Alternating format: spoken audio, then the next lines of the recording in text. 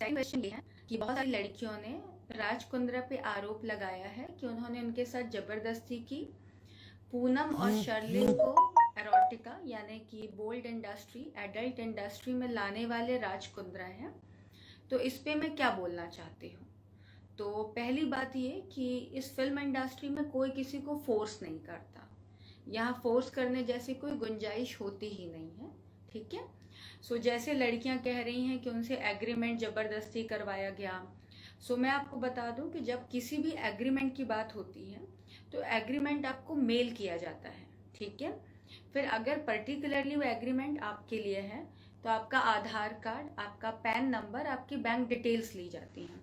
तो ये सारी चीज़ें आप तब शेयर करते हैं जब आप कंफर्टेबल होते हैं उस एग्रीमेंट के साथ जाने के लिए, क्योंकि कोई भी एग्रीमेंट तभी होता है जब उसमें पेमेंट से रिलेटेड कुछ चीज़ें होती हैं। सॉरी, मेरी तबीयत थोड़ी खराब है। और जब आप एग्रीमेंट के सारे क्लॉज, सारी चीज़ें आप पढ़ लेते हैं तभी आप अपने घर से निकलते हैं। आप किसी की ऑफिस ऐसे ही रैंडम मुंह उठा के नहीं जाते हैं, और ऑफिस पे जाने के बाद कोई आपका गला ऐसे पकड़ के जबरदस्ती आपसे एग्रीमेंट नहीं करवाता। पहली चीज़। दूसरी चीज़, जैसा इन दोनों लड़कियों ने कहा है कि Raj was the one who took them into adult industry.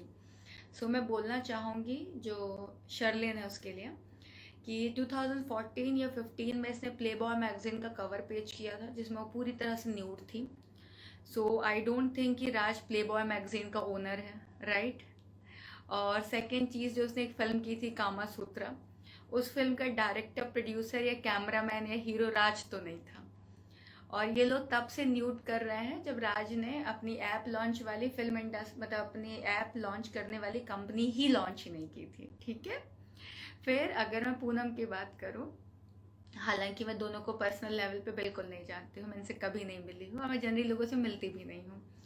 सो ये लड़की 2011 में इसने कहा था कि अगर इंडिया वर्ल्ड कप में जीतती है तो पूरी तरह से न्यूड हो जाएगी। और उसके बाद इसने पता नहीं कितने सारे न्यूड वीडियो शूट किए हैं।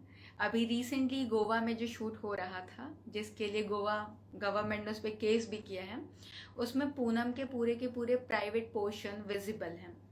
अगर आप उसका इंस्टाग्राम, ट्विटर या उसकी वेबसाइट देखेंगे, सारी जगह उसकी न्यूड वीडियोस हैं।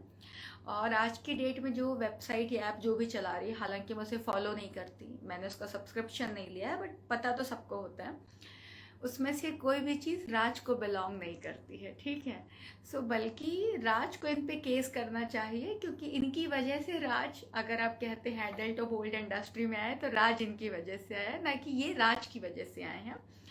और पूनम के आए दूसरे दिन अपने पति के साथ एमएमएस आते हैं, उसके बाथरूम में वो वीडियोस बना के आउट करती हैं। तो मुझे नहीं लगता कि राज उसके बाथरूम में बैठकर ऐसे कैमरा पकड़ के पूनम के वीडियो शूट कर रहा होता है, राइट।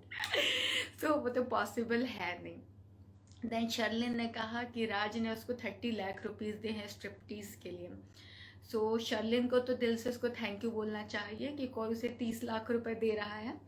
यहाँ लोग उसके फ्री में स्ट्रिपिंग वाले वीडियोस देख रहे हैं, पूरे न्यूड वीडियोस देख रहे हैं, हर साइट पे हर जगह है। तो she should be thankful to him अगर उसने ऐसा ऑफर किया है। But as per my knowledge, जो चीज़ फ्री में अवेलेबल होती है उसके लिए कोई पैसे ऑफर नहीं करता, ठीक है। सो मेरी पुलिस से एक छोटी सी रिक्वेस्ट है कि सर, किसी के एलिगेशन मानने के पहले या प्लीज़ चेक कर लें कि एलिगेशन लगा कौन रहा है, ठीक है। ये बहुत मैटर करता है। और सेकंड चीज़, एलिगेशन जो लगा रहे हैं उसके पीछे उनका रीज़न क्या है। कहीं मनी एक्सटॉर्शन तो नहीं है, कहीं किसी को ब्लैकमेल करना या फंसाना तो नहीं है। क्योंकि देखो सर, अगर कोई एक ऐसी लड़की ऐसे एलिगेशन लगाए जिसने कुछ नहीं किया, समझ में आता है, बट जो लड़कियां रोज़ यही काम कर रही हैं उनके ऐसे कैसे आप एलिगेशन मान लेते हैं, ठीक है। And I have been in this industry since 11 years. मुझे तो कभी किसी ने न्यूड वीडियोस, न्यूड ऑडिशंस के लिए नहीं कहा, ठीक है। मुझे राज ने कभी फोर्स नहीं किया, और इसका बहुत अच्छा प्रूफ है। आप इंटरनेट पे, डिजिटल पे कहीं भी चले जाइए, किसी भी पॉर्न साइट पे गहना वशिष्ठ टाइप करिए, आपको कहीं भी मेरे प्राइवेट पोर्शन वाले, प्राइवेट पार्ट वाले ऐसे कोई वीडियो नहीं मिलेंगे जिससे आप पॉर्न कह सकें। सो जब मुझे फोर्स नहीं किया तो मैं नहीं कहूँगी किसी और को फोर्स किया होगा, ठीक है। और मुझसे आप लोगों ने पूछा था कि आपको पर वीडियो क्या पेमेंट मिलती है। सो मैं यही कहूँगी, मुझे भी वही पेमेंट मिलती है जो बाकी एक्टरों को मिलती है। मेरे लिए कोई अलग से रूल या कानून नहीं है। हाँ, मेरे पास एक्सपीरियंस थोड़ा ज़्यादा है, मैं इन्फ्लुएंसर, सोशली एक्टिव हूँ, मेरे इंस्टाग्राम में फॉलोवर काफ़ी अच्छे हैं, और मुझे प्रोजेक्ट में रखने से प्रोजेक्ट की वैल्यू बढ़ जाती है, सेलेबल वैल्यू, और पैसे रिकवर हो जाते हैं, तो वो देख कर मुझे पैसे मिलते हैं। बट हर आर्टिस्ट का अपना अपना कैलिबर होता है। जो पेमेंट शाहरुख को मिलती है वो पेमेंट रणवीर को नहीं मिलेगी, और जो पेमेंट रणवीर की हो वरुण धवन की अलग हुई, सबकी अलग अलग होती है।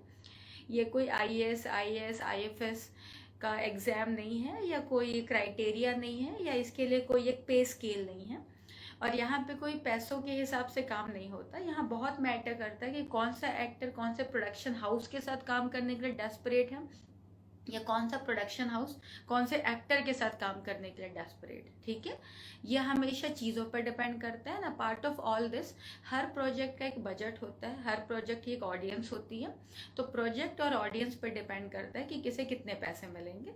तो आप पैसों को लेकर मुद्दा या इशू नहीं बना सकते। Thank you. मैं तीसरा वीडियो लेकर तुरंत आ रही हूँ।